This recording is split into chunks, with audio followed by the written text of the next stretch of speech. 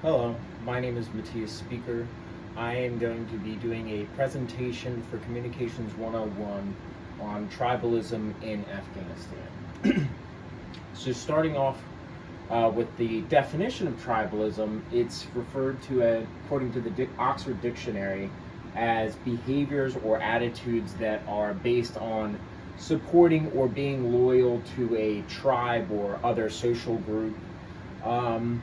Tribalism, many people probably have heard of if you ever watch the news. There's tribalism in America, where a lot of people kind of stick to their factions. So one example would be being a conservative. You can have some tribalism. You kind of stick to other conservative peers, and then liberals or more Democrats will stick to their more liberal peers. So you kind of have that type of tribalism. That's something that you've probably heard of. However, this is very different from the tribalism that is in Afghanistan. So when it comes to tribalism in Afghanistan, it's more literal tribes and ethnic groups that have existed for centuries, and you are born into this tribe, you die in this tribe. There's not a lot of intermingling between tribes. There's some alliances, but there's also a lot of challenges, and there can be a lot of conflict between different tribes, and that can cause a lot of problems as well. To kind of give you a basic understanding, according to the Naval Postgraduate School, there are at least 50 different tribes and ethnic groups located in the country of Afghanistan. And as you can see, they are kind of spread all throughout. They kind of stick to the same areas.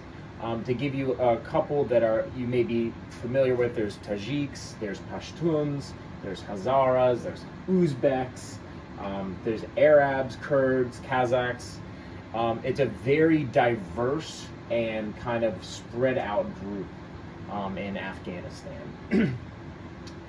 Now, there's a lot of differences with tribalism as well, like with government, for example. When it comes to tribalism, it's hard to have a centralized government because you're so diverse, you're so spread out. And then again, as covered before, you can have conflicts with other tribal groups and tribal leaders. So if one tribe is in charge, there can be a lot of animosity and trouble with other different tribal groups because they do not believe that they have the right to govern. According to the Brookings Institute, during the U.S.-Afghan occupation, a lot of Afghanis actually looked more towards local leaders, tribal leaders, and those sorts for conflict resolution. Whenever they needed assistance, they wouldn't really go to the central government or the Americans. They kind of stuck to their own. And so the Americans tried to kind of help prop up a more centralized government that very much resembled the one of Western powers in America, and that actually ended up failing. And one of the reasons they thought it failed was because of all these different tribes and ethnic groups not really being able to kind of govern with each other.